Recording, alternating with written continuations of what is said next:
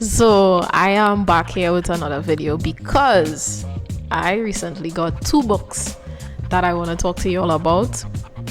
I also want to talk to you all a little bit about my own book, which is finished. It has been finished maybe a year now, but it's being edited currently, and I'm very excited about that because it's about time. I'm gonna turn 34 this year, and I just feel like it's time. I've been a performer and a writer for the past 12 years.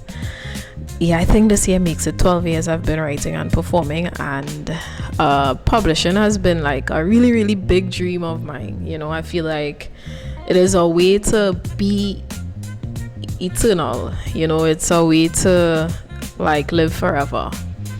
And I just admire, I just think about all of the works from people that are long gone that I still really admire and refer to even today. And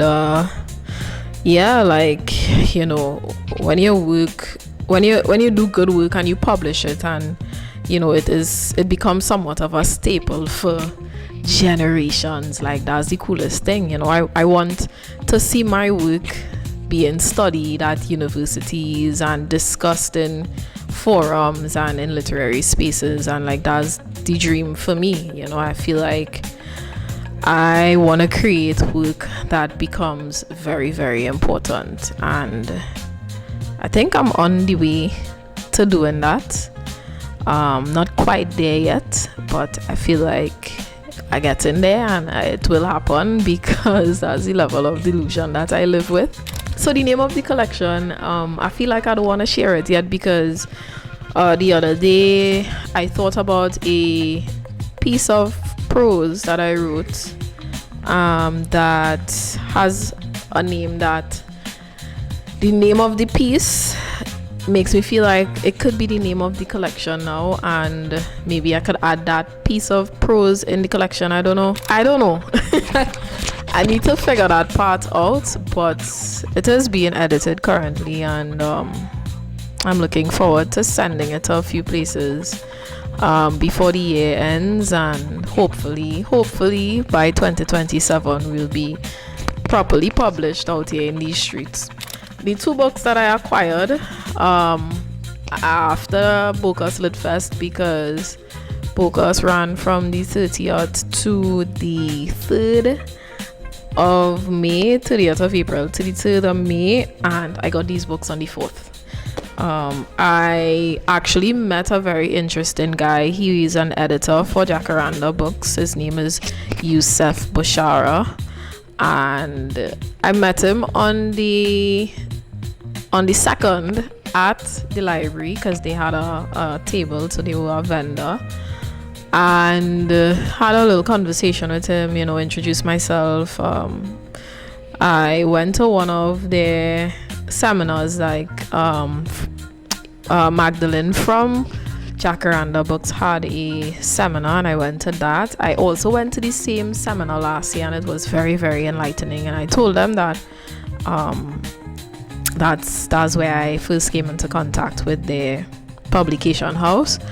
And I feel like that was such a beautiful, it was just so serendipitous. I don't know if that's a word. I know serendipity is a word. I don't know if serendipitous is a word, but I don't know how else to describe that entire interaction, and it's hard for me to form in words right now. But after meeting Yusuf, I went and I did some research on him, and then I realized that he's a published author. I stumbled across one of his poems, and I read the poem. It was beautiful. I shared it on my WhatsApp status, and I think one person responded and was like, who's that? And then I met him on the Monday, and I told him, I said, bro, you didn't even tell me. We chumming it up, you didn't tell me you was an author. I had to discover that on my own, and this is the book. It's called, I don't know if it's in focus, it's called Good News, and he has some images. The cover itself are images from one of the museums abroad. I can't remember the name of the museum right now, but so fitting for the collection. I've already read the collection, so I read the collection in like a day. It's just like about 80 poems. There's a poem in here, that the poem that I discovered online that I shared. I just want to read it for y'all, if I could actually find it. Hold on. All right, so this is the poem. It is one of the shorter poems in the collection, and the name of it is Babies and Moths Are Born at Night. Who don't know yet that life must be lived as much in darkness as in light? Do you worship sputtering street lamps like there is no tomorrow, until tomorrow comes and teaches you the meaning of the sun? I don't know, boy. Sometimes I just read pieces and I just wonder, like, why I not good? Because how you just sit down and just like come to that place to write a piece. And I felt that way about a lot of the poems in this collection.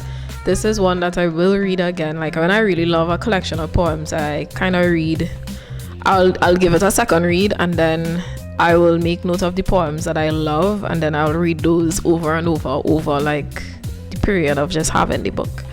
So big up Yusuf. This collection of poems really make me think about the way that I write about a place, and you know, I really want to write a collection about like just growing up in Belmont Gonzalez, Port of Spain, and a little bit on Diego Martin, because like I did grow up a bit in Diego Martin, and the way that he wrote about Bermuda, and he's Bohemian and Sudanese, so his father is Sudanese. I don't know if he ever been to Sudan, but he writes about Sudan with a sense of longing and admiration. He really honors the place in the way that he writes about it. His grandfather is also Sudanese.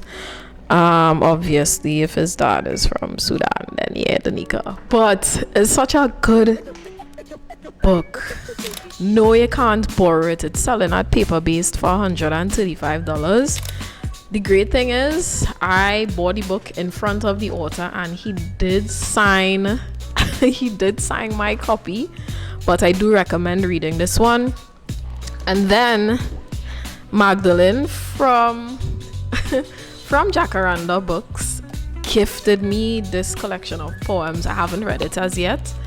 It is The Wickedest by Caleb Femi, and she told me that he is the first poet laureate of the UK, and he is a big deal. Like, I started doing some research on him, and this is not his first collection of poems.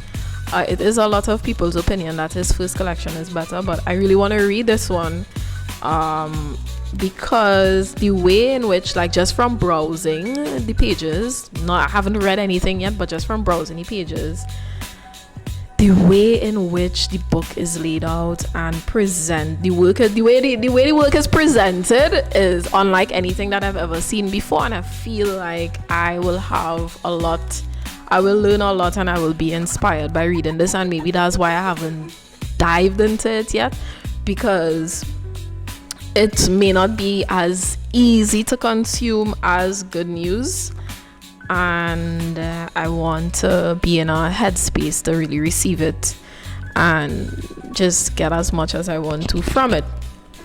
So yeah, I mean, this is just me talking about books and poetry in a way that I feel like I don't get to often. Okay, that might be a lie. I do talk about poetry a lot like this. Well, not about like collections of poems. I feel like I get to talk about spoken word poetry critically, but not page poems, and I don't at all consider myself an academic when it comes to literature or poetry. As I tell you before, I did not pass literature in secondary school, which is ironic given like who I am and what I do now.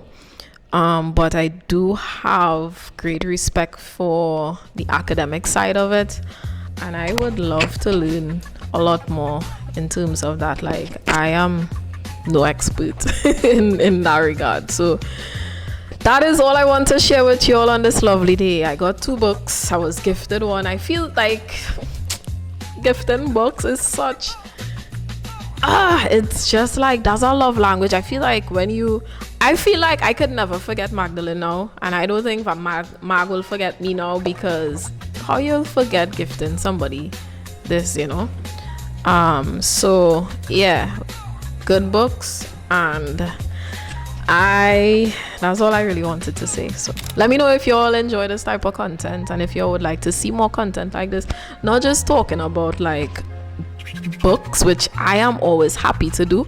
I'm actually currently reading the movie for this book just came out. I'm currently reading I'm actually currently reading Project Hail Mary by Andy Weir, and this is science fiction. I'm like 70% in this book, and I must say, like, it is a really good book. It's a really good read. It's well constructed, well thought out, layers upon layers. That man do real research to be able to write this book, because it is also laden with a lot of scientific language, but in a way that makes me feel like I'm learning. That man do real research to write this book. I am enjoying it thoroughly. I am really, really enjoying it. I know it's not going to be for everyone, because of how I don't even think it's that dense. I think he does a good job at balancing the science and the storytelling, and like doing this with it. But that's just me, and I just having a good time with it. I wanted to read it before the movie come out, so that I could go to the cinema and watch the movie after having read the book, but that did not happen. I really wanted to read it and then go and watch it in cinema, and that didn't happen because I started reading Razor Blade Tears by, what's this author name? Can't remember the author name right now, but Razor Blade Tears was also really good. I feel like we need a movie for that too. I don't know, I feel like after I read a book, and I like, the reward is watching the movie, and not all the books that I read have movies for them, but just being able to see, like, what the movie kind of like, the adaptation to the books, and how much of the books they stay true to, and just how they interpreted the things that I would have liked. It's just a reward. It's like a reward. Anyway, Olia, that's all I have to say for now. Bocas Lit this year was lit. I really had a good time. It was the best lit fest that I've experienced in a while, and I feel like that's because I put myself in position to be more involved, and I'm really happy and thankful that I was able to do that. Big up Bocas one time. Yeah, so until the next video, until I have more things to talk about, I'll see you all in the next one. Hold it on.